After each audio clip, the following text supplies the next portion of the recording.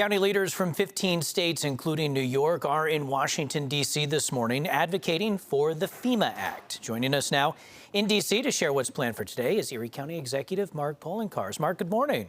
Good morning, Scott. What is the FEMA Act? Well, there is a discussion going on in Washington right now by some to eliminate the Federal Emergency Management Agency.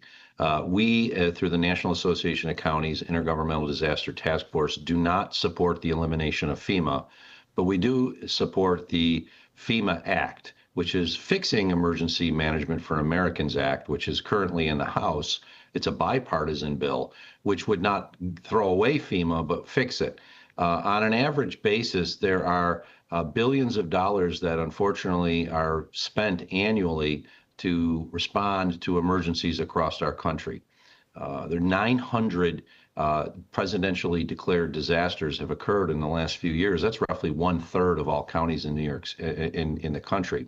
So I'm proud to be a member of the task force. And what we're doing is we're advocating for not abandoning FEMA, but to fix it, to create a better system that works for counties. There is a bipartisan bill, as I said, in the House. Unfortunately, there is not a companion bill in the Senate. And what we're doing is we're advocating with senators to introduce a companion bill so that we can fix FEMA, not end it.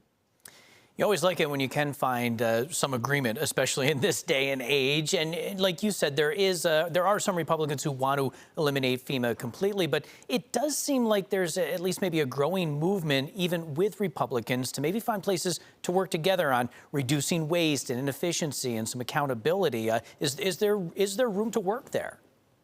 There is room to work there. I think the floods earlier this year in Texas were eye-opening to quite a few members of the House and the Senate who may have been in favor of eliminating FEMA, but then realized the cost to respond to those floods in Texas were so astronomical that there's no way state and local governments could handle it on their own.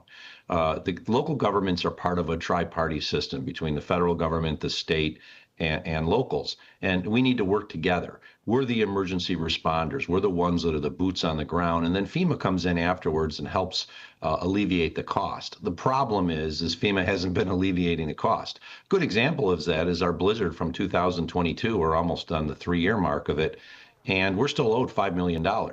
Our friends in North Carolina who went through Hurricane Helene last year are owed billions of dollars because of the amount of cost and damage to infrastructure that was incurred.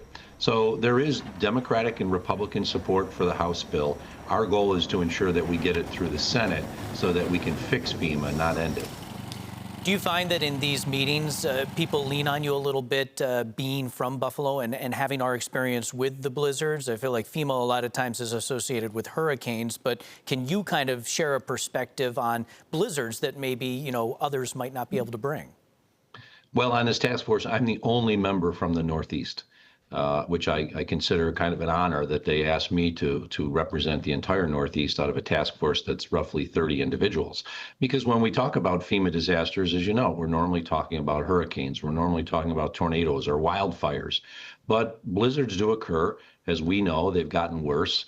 As we've seen with almost every natural disaster, they've gotten worse with climate change, and we have to be able to have the tools at our disposal to respond when things go bad. That's what we do in local government. But then we need the federal government to help backstop the costs. Local and state governments could not do it on their own. It's kind of like what we're dealing with SNAP right now. There's no way that local and state governments could cover the cost of SNAP. The federal government needs to do it. The same thing when it comes to responding to disasters. All right, well, we'll let you get to your meetings here today. Mark, thank you for the time this morning.